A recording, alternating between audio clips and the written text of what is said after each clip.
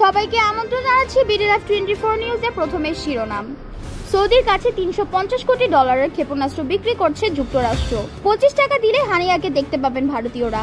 Skirt পরে অভিনয়ের প্রস্তাবে যা বললেন শাহরুখ। এতক্ষণ শুনছিলেন শিরোনাম, এখন বিস্তারিত। সৌদি আরবের কাছে 1000 AIM 120 C8 মাঝারি পাল্লার ইয়ার টু ইয়ার ক্ষেপণাস্ত্র বিক্রির সিদ্ধান্ত নিয়েছে যুক্তরাষ্ট্র। এই 1000 ক্ষেপণাস্ত্রের সম্মিলিত মূল্য 350 কোটি ডলার। শুক্রবার যুক্তরাষ্ট্রের পররাষ্ট্র মন্ত্রণালয় এই সংক্রান্ত একটি প্রস্তাবে অনুমোদন দিয়েছে। এক প্রতিবেদনে ব্রিটিশ বার্তা সংস্থা রয়টার্স জানিয়েছে, সম্প্রতি 1000 AIM 120 C8 ক্ষেপণাস্ত্র, 50টি আমরাম গাইডেন্স সেকশন সহ বিভিন্ন যুদ্ধাস্ত্র ও সামরিক সরঞ্জাম কিনতে যুক্তরাষ্ট্রকে প্রস্তাব দিয়েছিল সৌদি। তাছাড়া চলতি মে মাসে সৌদি আরবে সফরে যাচ্ছেন প্রেসিডেন্ট ডোনাল্ড ট্রাম্প। সেই সফরে সৌদির কাছে 10,000 কোটি ডলারের সমপরিমাণ অস্ত্র, বিস্ফোরক ও সামরিক সরঞ্জাম ক্রয় সংক্রান্ত একটি চুক্তি রিয়াদের সঙ্গে স্বাক্ষরিত হবে বলে আশা করছে ওয়াশিংটন। তারই অংশ হিসাবে পররাষ্ট্র মন্ত্রণালয় ক্ষেপণাস্ত্র বিক্রির অনুমোদন দিয়েছে বলে ধারণা করেছেন আন্তর্জাতিক রাজনীতি বিশ্লেষকরা। পররাষ্ট্র মন্ত্রণালয়ের তরফ থেকে ইতিমধ্যে দেশটির আইনসভা কংগ্রেসকে এই বিষয়ে অবহিত করা হয়েছে। আগামী 13 থেকে 16 মে সৌদি আরব, কাতার ও সংযুক্ত আরব আমিরাত সফর করবেন ডোনাল্ড ট্রাম্প। এর আগে সম্প্রতি প্রয়াত পোপ ফ্রান্সিসের অন্ত্যেষ্টিক্রিয়ার অংশ নিতে ইতালির রাজধানী রোমে সংক্ষিপ্ত সফর করেছিলেন তিনি।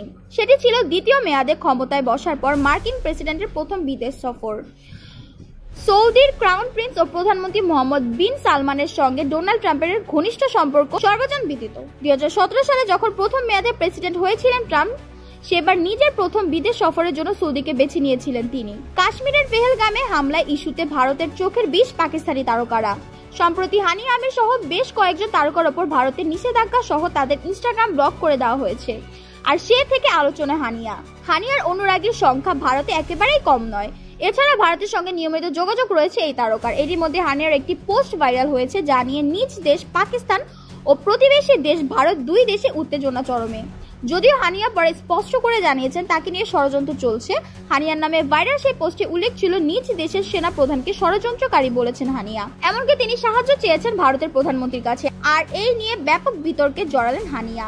এরপরে হানিয়া এই বিতর্কের জবাব বলেন, সম্প্রতি আমার নামে মিথ্যাচার করে একটি বিবৃতি সোশ্যাল মিডিয়া ছড়িয়ে দেওয়া হয়েছে। এই বিবৃতি আমার দেওয়ার নয় এবং এই পোস্টে যা যা লেখা এরকম কোনো শব্দ আমি ব্যবহার করি না, এরকম মনোভাব আমি সমর্থন করি না, এটি সম্পূর্ণ ভুয়া। ক্যারিয়ারের শুরুতে অনেক সংগ্রাম করতে হয়েছে বলিউড কিং শাহরুখ খানকে, তবে দিন শেষে নিজেকে প্রমাণ করেছেন তিনি। এদিকে পরিচালক কারণ জোহরের সঙ্গে শাহরুখের সুসম্পর্কের কথা সকলেরই জানা। সম্প্রতি একটি অনুষ্ঠানে বলিউড সুপারস্টার জানিয়েছেন তিনি একবার কারণ জোহরের একটি চিত্রনাট্য পুরোটা শোনার আগে প্রত্যাখ্যান করেছিলেন, কারণ সিনেমার চিত্রনাট্যে লেখা ছিল অভিনেতাকে স্কার্ট পরতে হবে।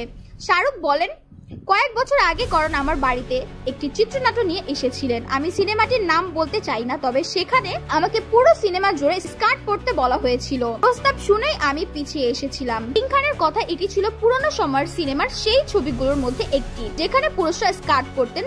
সিনেমাটির শুটিং শুরু হওয়ার কথা ছিল 2020 সালে মার্চ মাসে, যদিও এখন পর্যন্ত এই সিনেমার শুটিংই শুরু হয়নি। কারণের মুখে স্কার্ট পরার কথা শুনে শাহরুখ মজা করে বলেছেন, এসব হবে না বন্ধু, আমি পুরো সিনেমায় স্কার্ট পরে অভিনয় করবো, এটা সম্ভব নয়। তার চেয়ে বরং তুমি নিজেই এই চরিত্রটির জন্য স্কার্ট পরে অভিনয় করো। প্রসঙ্গত কারণ জোহর এবং শাহরুখ খান কুছ কুছ হোতা হে, কাভি খুশি কাভি গাম, কাল হো না হো সহ একঝাঁক ব্লকবাস্টার সিনেমা জুটি বেঁধেছে। স্কার্ট পরে অভিনয়ের জন্য প্রথমবার করণের স্ক্রিপ্ট রিজেক্ট করতে বাধ্য হয়েছিল শাহরুখ। আমাদের নিউজগুলো যদি আপনাদের ভালো লেগে থাকে, আপনার মূল্যবান মন্তব্য আমাদের কমেন্ট বক্সে জানিয়ে যাবেন। এতক্ষণ আপনাদের সাথে ছিলাম আমি সিনথিয়া।